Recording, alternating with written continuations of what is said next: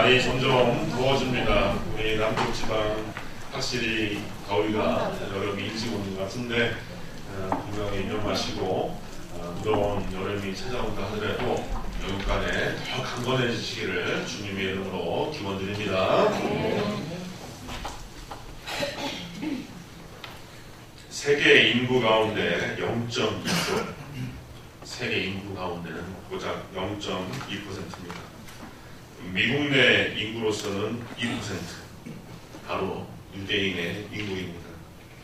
유대인들이 세계에 미치는 영향력을 생각해보자면 너무나 적은 수치입니다. 그러나 유대인들이 세계에 미치는 영향력은 가히 우리의 상상을 초월합니다. 너무나 유명하죠?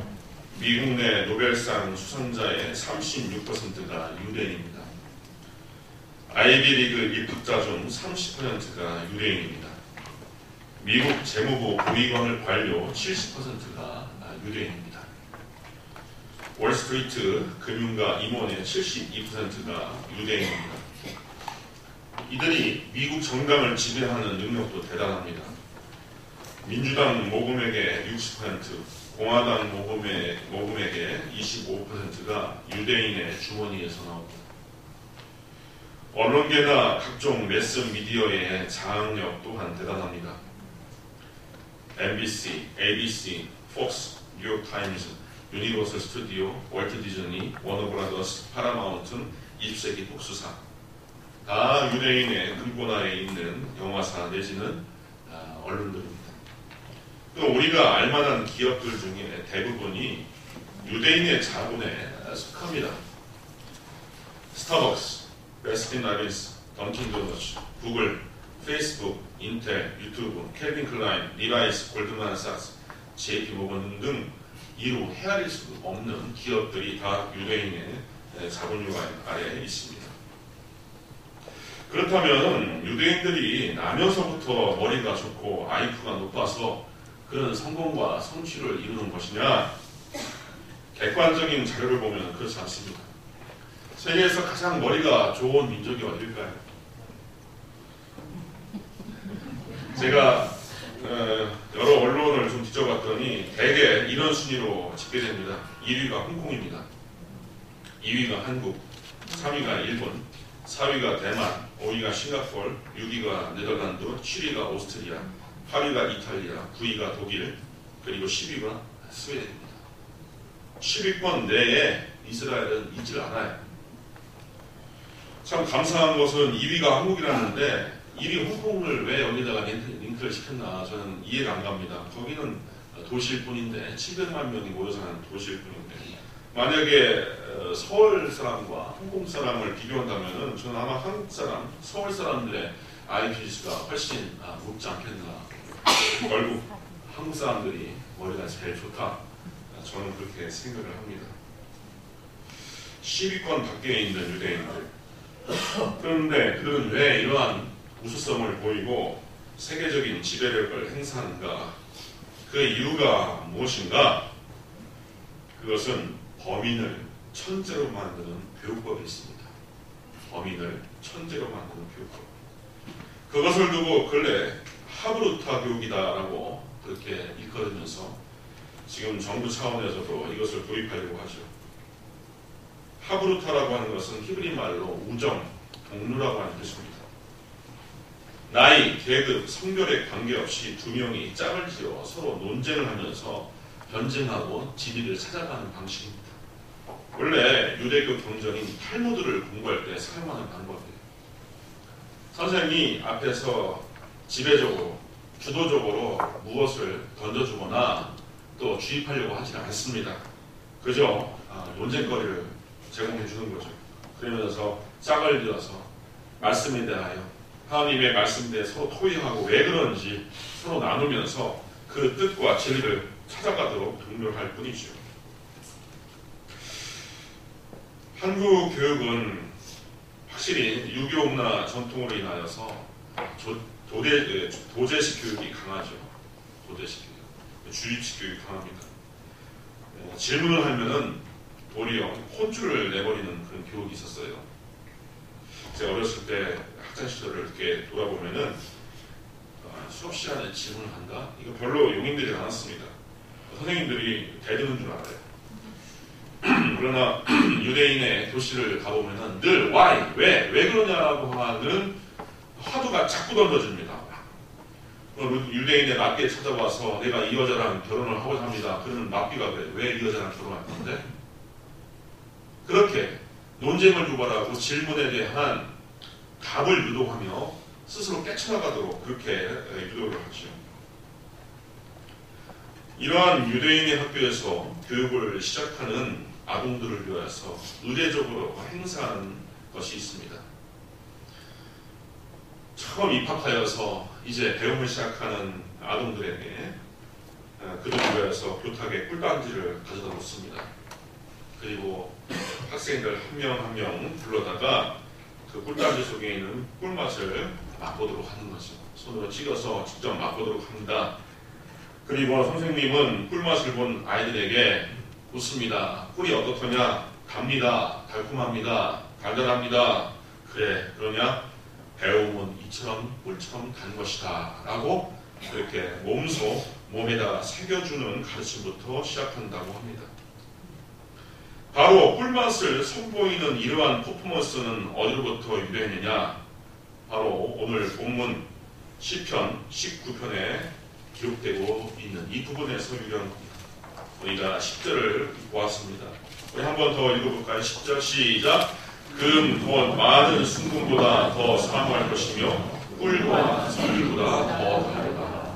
무엇이 꿀과 소율보다 달다는 말씀입니까? 하나님의 말씀. 하나님의 말씀.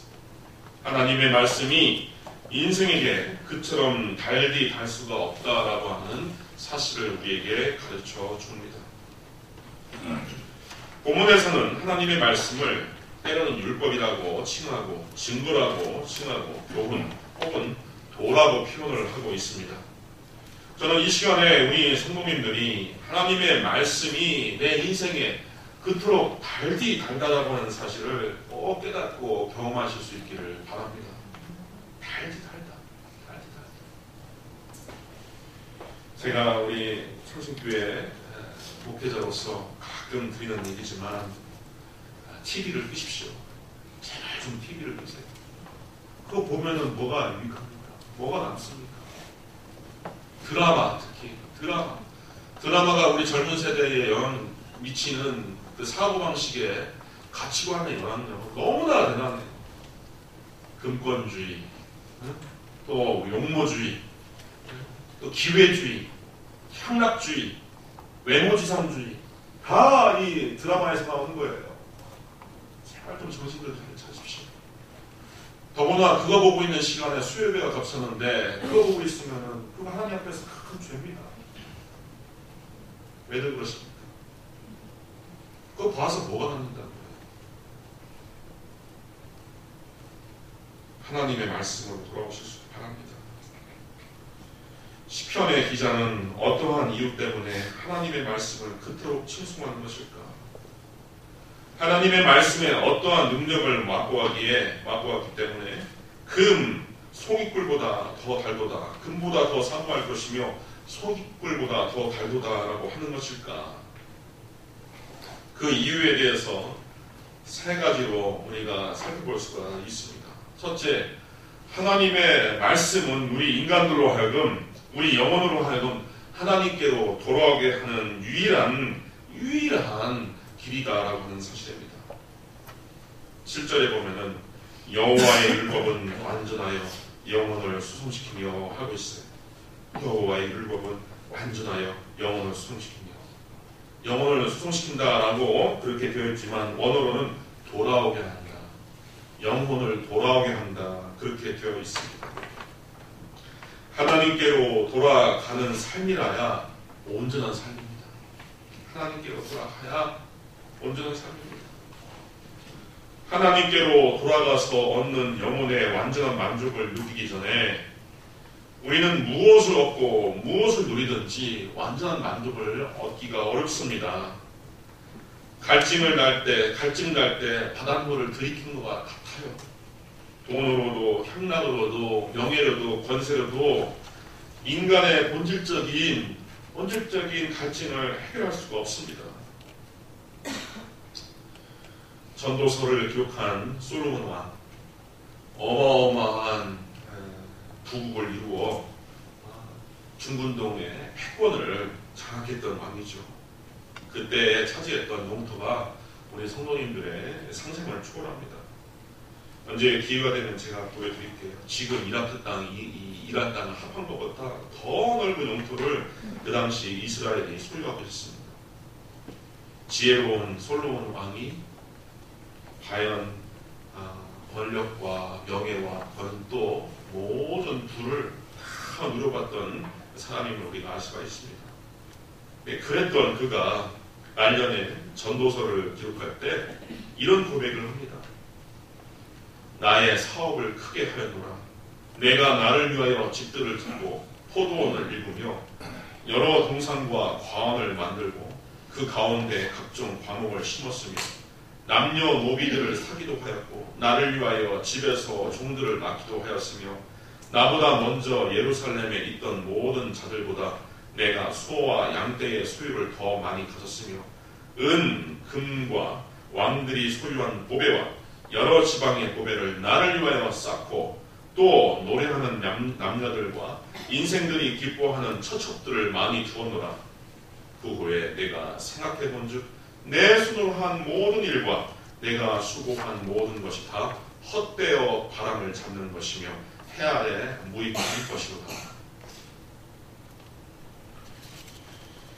저는 비단 솔로몬 왕만 이런 고백을 하리라 생각하지 않습니다.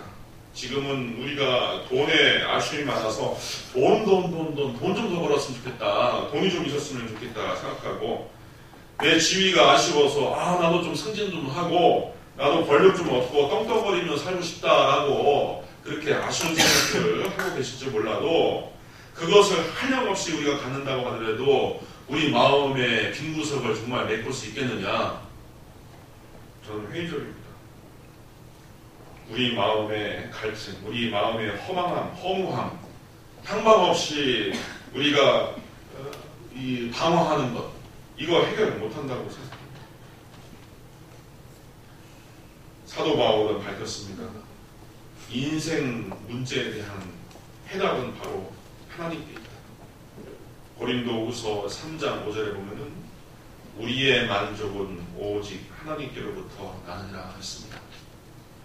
우리 모든 성도님들의 행복과 만족이 하나님께 있음을 알고 그 하나님 앞에서 샘솟아 나오는 그 모든 행복을 누리실 수 있기를 주님의 이름으로 축원드립니다.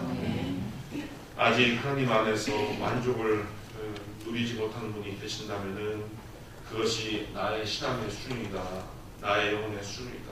앞에 있는 목사도 마찬가지지만 앞으로 돋아야 할 영성이 얼마나 필요한지 반성을 해볼 필요가 있는 것입니다.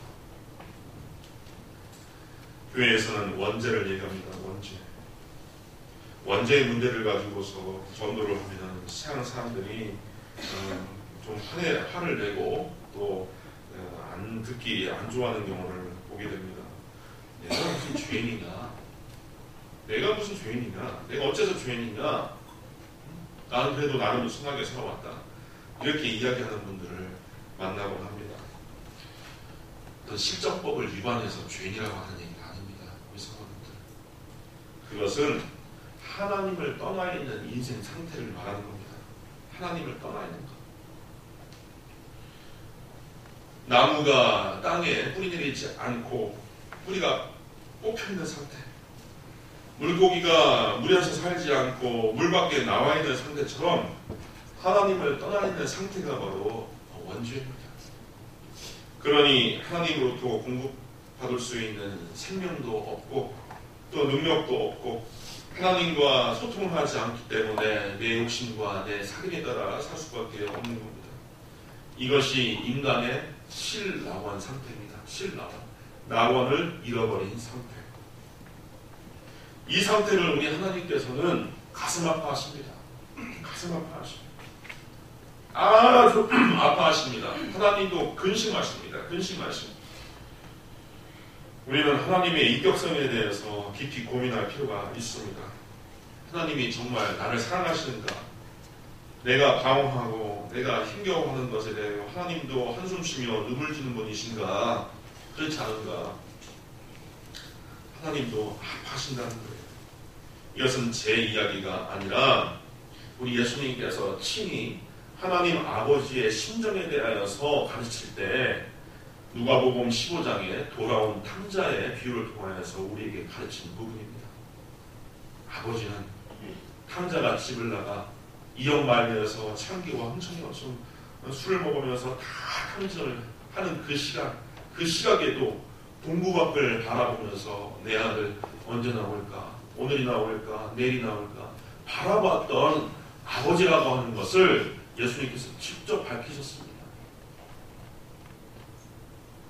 아들이 돼지나 먹는 주전멸배로 배를 세우고자 할 때 문득 울컥해서 내가 이렇게 살 바에 아버지 집에 들어가서 종노릇이나 하면서 살렸다. 아버지의 집에는 그래도 종들은 배불리 먹고 살질 않는다. 뉘우치면서 아버지의 집을 향하여 터벅터벅 걸어갈 때 서로 상거가 먼데 서로 간의 거리가 먼데 아버지가 달려와 얼싸안고 입을 맞췄다라고 기록하고 있습니다. 먼저 발견한 것은 아버지예요. 먼저 발견했다는 것은 아버지가 늘 기다렸다는 거예요. 기다렸다.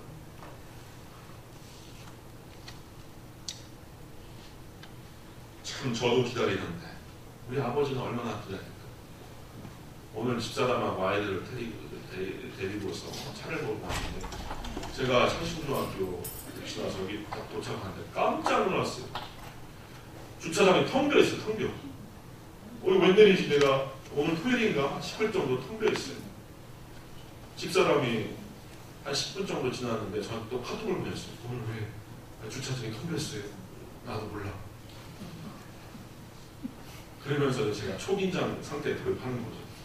웬일이지 오늘 봄철에 집안에서도 많고 또 결혼하는 집들도 많은데 사실 그건 그런데 오늘처럼 이렇게 참 없을까? 대개 목회자들은요 11시 예배 시작하기 전까지 저는 안 그리려고 노력을 하는데 저 뒷문에 고정되어 있어요. 저 신속도사님 들어오면서 뒷문. 아무개 집사님 왜 안 보이지? 아무개 권사님 왜 안 보이지?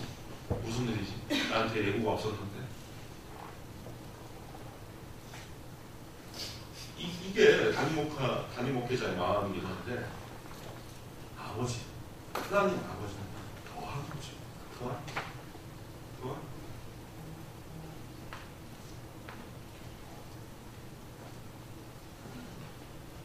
하나님 아버지는 더 하신 거죠. 왜 우리의 아이가 저럴까? 안 그랬으면 좋겠는데 왜 저럴까?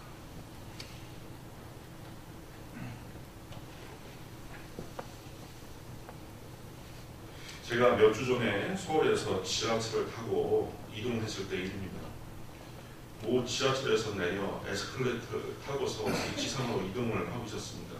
아마 5호선이 아니었나 싶어요. 5호선이 가장 깊게 있는데 근데 그 긴 에스컬레이터 난간에 아주 그냥 그 벽보처럼 잃어버렸던 미라 아이들 얼굴들 그들의 신상사기를 기록하는 포스터를 쫙 붙여놨어요.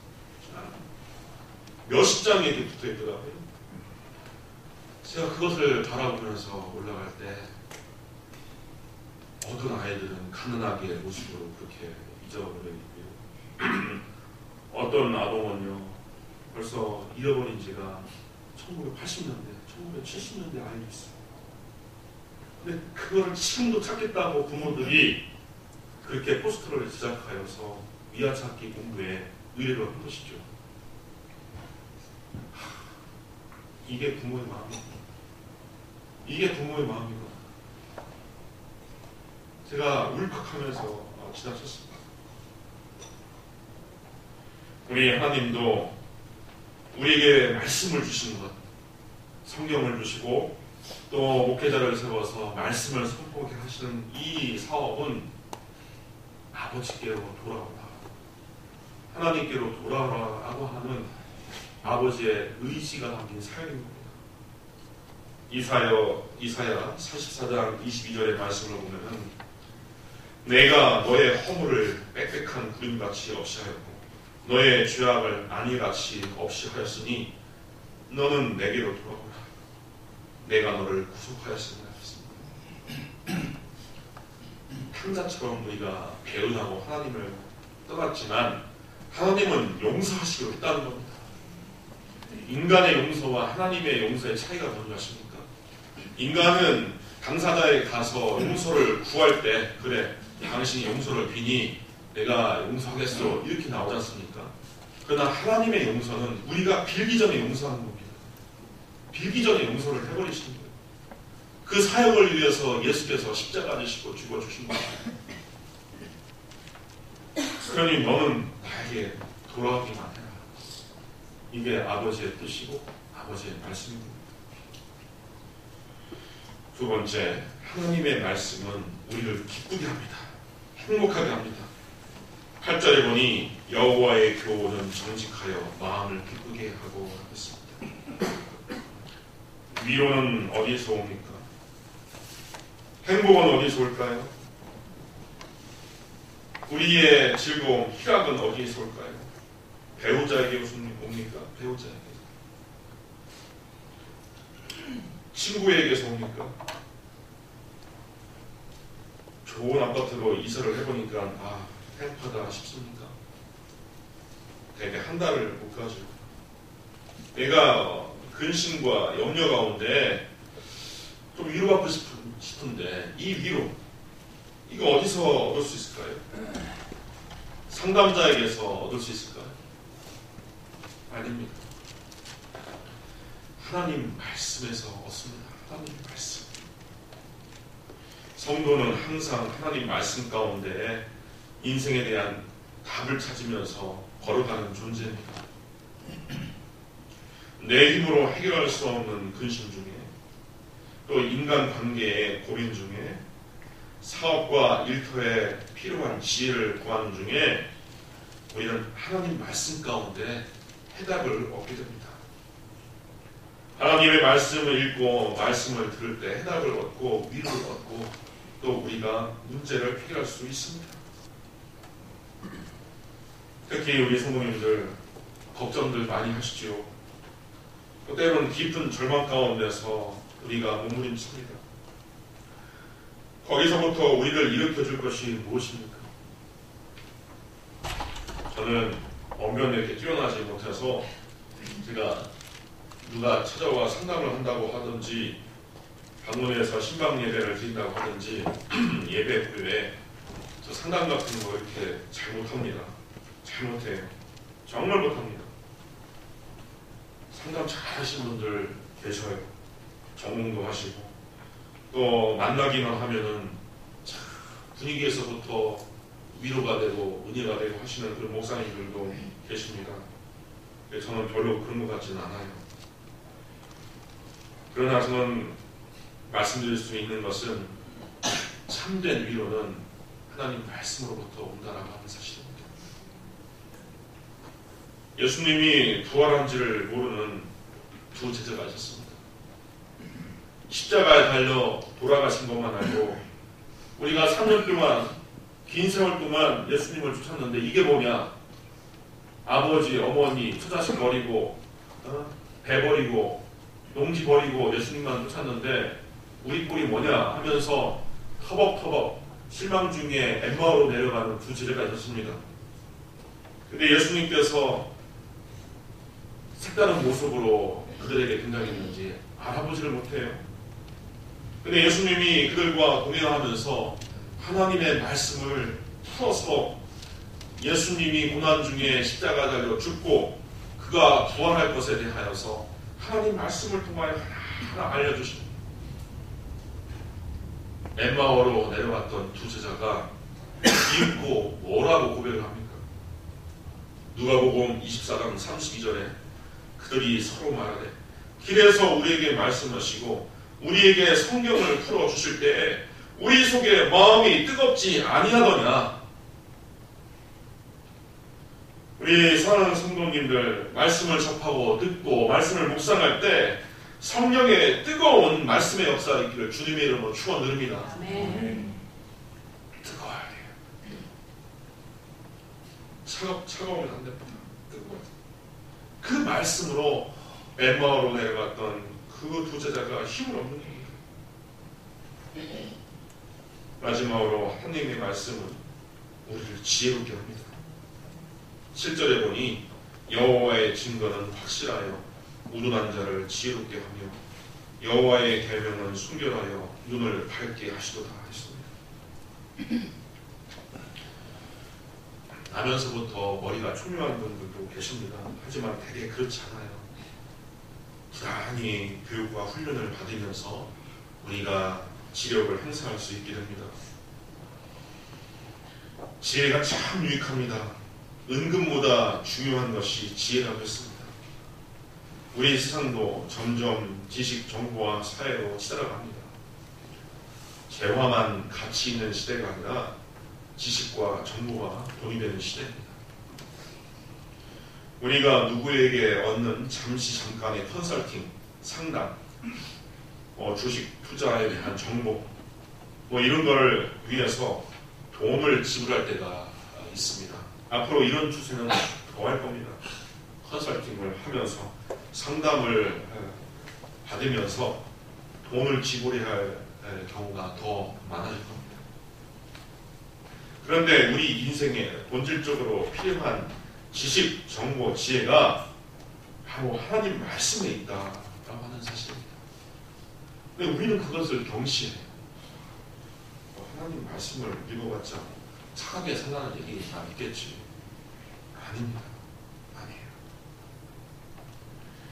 잠언 3장 13절 이하에 보면 지혜를 얻은 자와 명철을 얻은 자는 복이 있나니 이는 지혜를 얻는 것이 은을 얻는 것보다 그 이익이 정금보다 나음이라.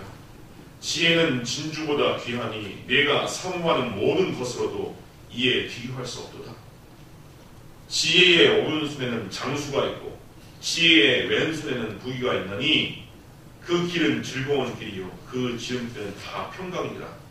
지혜는 그 얻은 자에게 생명나무라.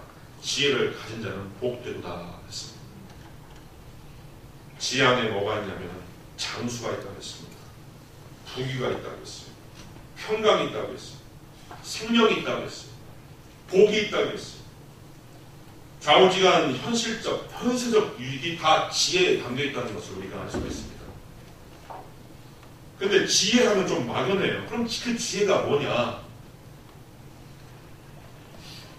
지금은 우리 초신자분들은 언뜻 이해가 안 갈 수 있어도요, 제가 말씀드립니다. 그 지혜가 바로 뭐냐? 그 지혜가 바로 예수입니다. 그 지혜가 예수예요. 예수 안에 지혜가 있을 뿐만 아니라 예수 자체가 지혜입니다. 그래서 예수님 따라가고 예수님 믿고 예수님 영접하고 예수님으로 우리가 살아갈 이유가 있어요. 오늘 솔로몬 이야기를 참 많이 합니다. 솔로몬의 잠언 8장을 보면은 신묘막측한 지혜에 대한 예언이 나옵니다. 지혜를 살아있는 인격체, 살아있는 인간처럼 묘사하고 있는 것을 우리가 보게 돼요. 한번 들어보세요. 나 지혜는 명철로 주소를 삼으며 지식과 근신을 찾아왔나니 여호와께서 그 조화의 시작 곧 태초에 일하시기 전에 나를 가지셨으며 그가 하늘을 지으시며 궁창을 해면에 두르실 때 내가 거기 있었고 내가 그 곁에 있어서 창조가 되어 날마다 그의 기뻐하신 바가 되었으며 항상 그 앞에서 즐거워하였으며 이렇게 되어 있습니다. 지혜라고 하는 어떤 존재가 태초전에 하나님과 함께하고 또 창조주 곁에서 하늘을 지을 때 같이 도왔다. 이런 이야기가 솔로몬의 이 예언과 같은 기록에 있는 겁니다. 솔로몬은 분명히 예수님의 정체를 모를 텐데 어떻게 삼위일체 가운데 한 분이시며 세계의 공동 창조자인 예수를 그렇게 묘사하고 있을까? 참 신기한 말씀입니다. 바로 그 지혜가 잠언 8장에 나오는 그 지혜가 바로 예수님입니다. 예수님. 그래서 골로새서 2장 3절에 보면은 사도 바울이 예수 안에는 지혜와 지식의 모든 보화가 감추어져 있다고 했습니다. 이 사랑하는 성도님, 제가 앞서서 유대인의 천재 교육을 제가 잠깐 언급을 해드렸는데, 우리 성도님들 자녀 교육을 하거나 또 학교에서 학생을 마주하고 가르침을 베푸신 분들, 이 말씀으로 돌아와서 참으로 우리 자라나는 세대에게 예수를 공부하고 예수를 증거하고 예수를 가르칠 수 있기를, 때로는 그게 직접적으로 가르치는 것이 참으로 어려울 수 있어도 간접적이나마 그들을 가르칠 수 있기를 바랍니다. 성경은 분명히 말씀하셨어요. 하나님 말씀은 분명히 확증하시고 선포하십니다. 예수 안에 있다. 예수 안에 있다. 예수 안에 지혜가 있는데 그 지혜 안에는 장수, 부귀, 평강, 생명, 복, 이런 현실적인 능력도 있다.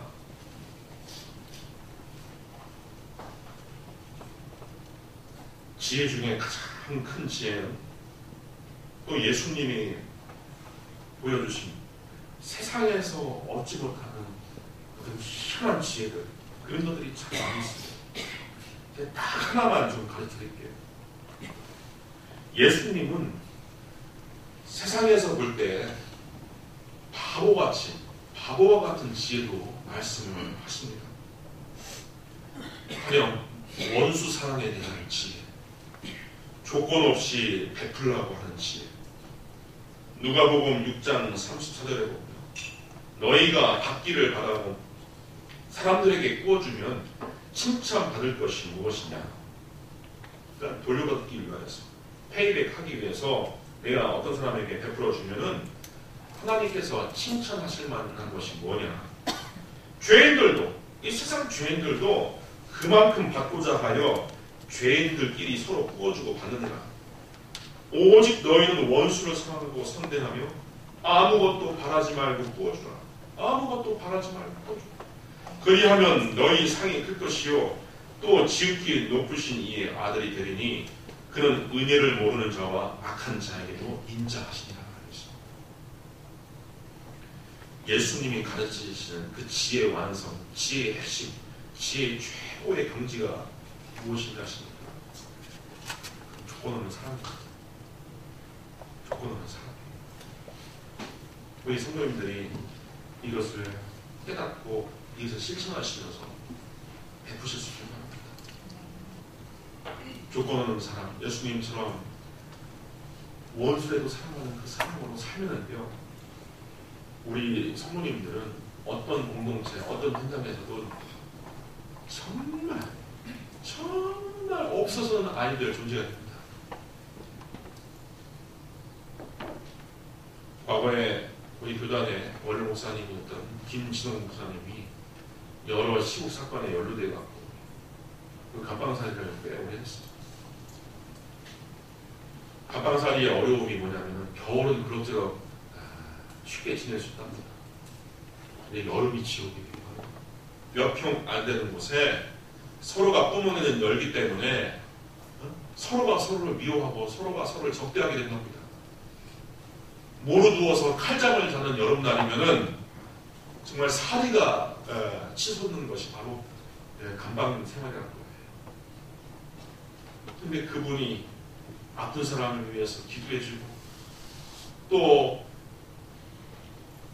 물수건 가지고서 이마에 대어주고 또 상담을 원하면 상담을 해주고 마음이 짓눌려서 공부한 영혼들이 있더라면 그들을 위해서 또 하나님 말씀을 가르치고 했더니 그분의 기록에 의하면 그 몇 평 안 되는 그 감방이 천국으로 변한 것을 내가 보았다 라고 그의 저서에서 회고록에 쓰고 있는 것을 보았습니다.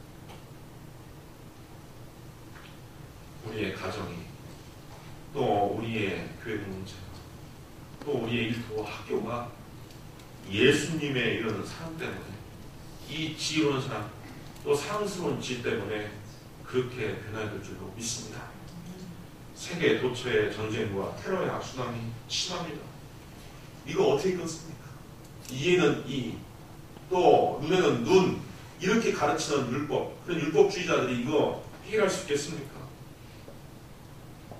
유대인들도 눈에는 눈, 이에는 이, 무슬림의 그 꾸란에도 눈에는 눈, 이에는 이, 이러니 해결이 안 되는 겁니다. 지혜는 앞서서 통찰할 수 있어야 되고 세밀하게 볼 수 있을 뿐만 아니라 궁극적으로 유익하고 또 영원히 남아야지 지혜라고 할 수 있는 겁니다. 이 지혜가 예수 안에 있음을 알고 또 하나님 말씀 가운데 있음을 알고 부단히 하나님의 말씀과 예수님을 사랑하시며 그 교훈과 그가 제시한 길을 따라 살 수 있는 저와 우리 모든 성도님 되기를 주님의 이름으로 축원드립니다. 기도하겠습니다.